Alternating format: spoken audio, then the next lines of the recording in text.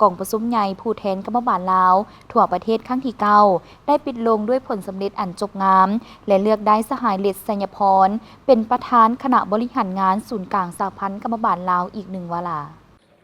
กองประชุมได้จัดขึ้นในระหว่างวันที่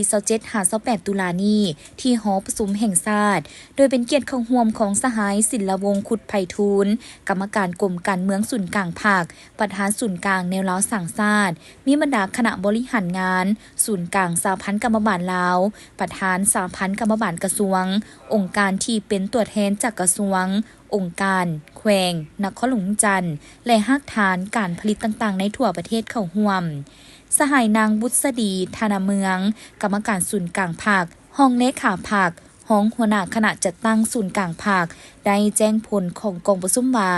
กองประชุมได้ปฏิบัติเลือกตั้งเอาคณะบริหารงานศูนย์กลางสหพันธ์กรรมบาลลาวซึ่งมีผู้สมัคร66สหายเลือกเอา61สหายหญิง20สหายกองประชุมได้เป็นเอกภาพการเลือกเอาสหายเล็ดไสยพรเป็นประธานคณะบริหารงานศูนย์กลางสหพันธ์กรรมบาลลาวเลือกเอาสหายพรสารวิไลเมง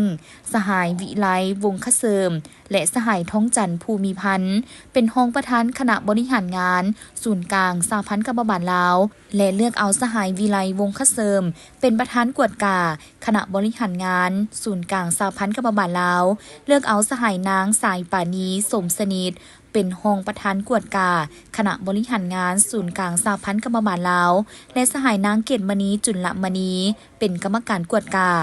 โอกาสนี้สหายศิลวงศ์ขุดไพฑูรย์ได้ให้เกียรติโอ้ล้มให้ทีซี่น้ำโตคณะบริหารงานศูนย์กลางสหพันธ์กรรมบาลลาวชุดใหม่ภายหลังสำเร็จกองประชุมครั้งนี้ให้บรรดาสหายฮีบฮอนจัดตั้งพันขยายมติกองประชุมใหญ่เทื่อนี้ให้เป็นแผนงานโครงการและหั่นเป็นนิติกรรมละเอียดจัดตั้งเผยแพร่เสื่อมซึมในคณะบริหารงานสหพันธ์กรรมบาลแต่ละขั้นสมาชิกกรรมบาลกรรมกรสาวผู้ออกแห่งงานให้ทั่วถึงเพื่อสร้างความรับรู้เข้าใจและเอกภาพต่อเนื้อในคาดหมายสู่ชนในต่อหน้าเพื่อสร้างทัศนะและความรับผิดชอบในการนำพายู่ขบวนการตัวจริงให้มีการหั่นเปลี่ยนอย่างแข็งแรงลึกซึ้งและรอบด้านในเวียกงานกรรมบาลให้หีบฮ้อนแบ่งเวียกแบ่งความรับผิดชอบภายใน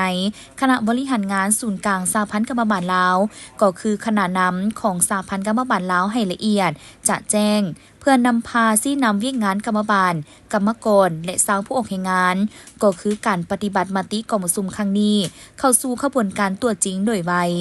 ต้องเสิร์ชสู่ความเป็นเจ้าการความรับผิดชอบต่อหน้าที่การเมืองทุ่มเทเหือแหงสติปัญญา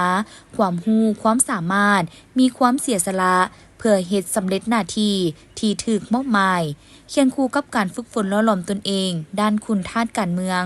คุณสมบัติศีลธรรมปฏิบัติความเป็นแบบอย่างน้ำหนาต่างๆจริงใจช่วยเหลือก่อสร้างซึ่งกันและกันให้มีความเข้มแข็งการดำรงชีวิตต้องปลอดภัยประหยัดต้านการฟุ่มเฟือยบ่สร้างความเสียหายมาสู่เวียกงานกรรมบาลก็คือบทบาทและความเสื่อมั่นต่อตนเองและการจัดตั้งคณะบริหารงานศูนย์กลางสหพันธ์กรรมบาลลาวย้ำใดก็ต้องยึดมั่นและปฏิบัติอย่างเข้มงวดต่อบรรดาหลักการระบบแบบแผนวิธีการนำพา